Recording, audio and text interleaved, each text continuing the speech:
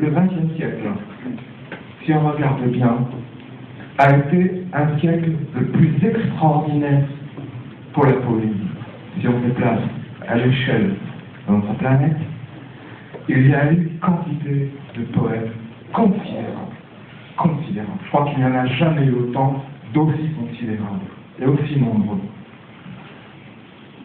Donc, on pourrait s'attendre à ce que cette puissance, cette présence forte de la poésie ait changé quelque chose dans les consciences et du fait qu'elle soit présente parmi nous.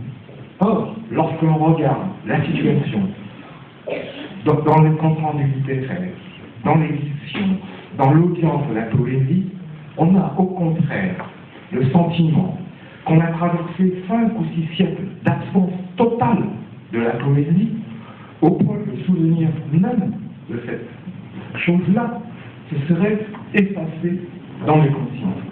Comment est-ce que ce paradoxe vous frappe? Est-ce que ça peut vous inspirer une réflexion?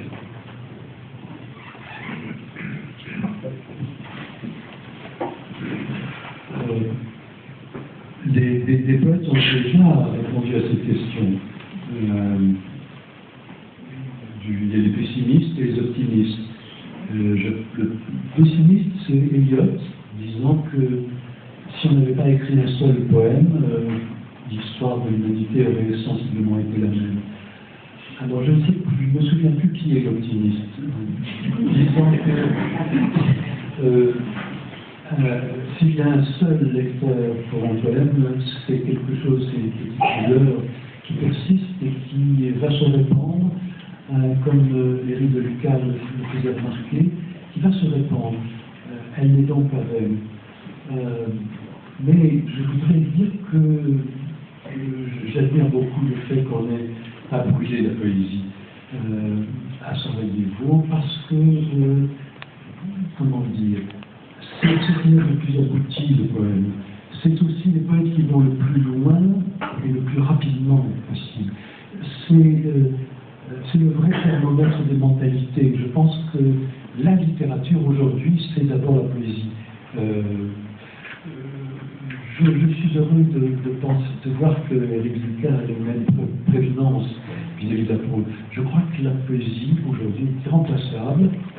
Elle est difficile.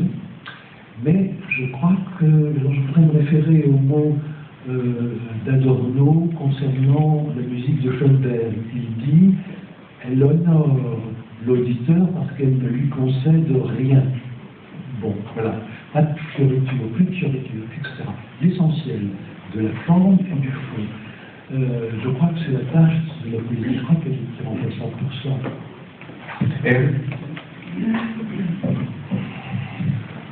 La poésie, donc, on recourt à la poésie par besoin, d'urgence. C'est pour un secours. Là où il n'y a plus aucun mot qui peut souffrir, il y a la poésie.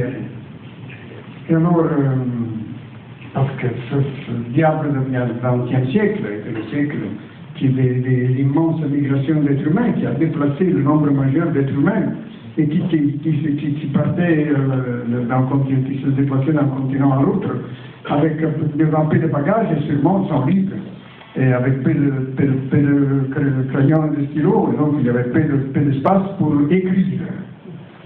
Et même dans les prisons, dans les ghettos, dans les exils, il y avait peu de bagages et peu de possibilités d'écrire. Un autre poète que j'ai connu là, dans la Yougoslavie, dans la ex-Yougoslavie, qui s'appelait...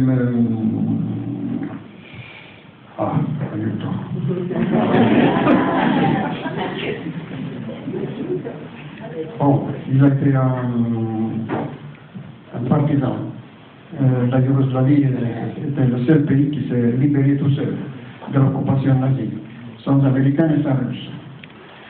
Et alors, il était un combattant partisan, il avait vaincu sa bataille. Il avait écrit des poèmes qu'il avait laissés le moment où il avait été arrêté, et ses camarades ont enfumé ses poèmes. Il manquait de papier, et alors ils ont employé ces papiers pour fumer. Et après, il a été emprisonné par Titus à Goliotok, dans le pire des renfermements d'après-guerre. Et il a écrit des poèmes en cachette, en allant les cacher sous les pierres, avec du crayon sur du papier de ciment.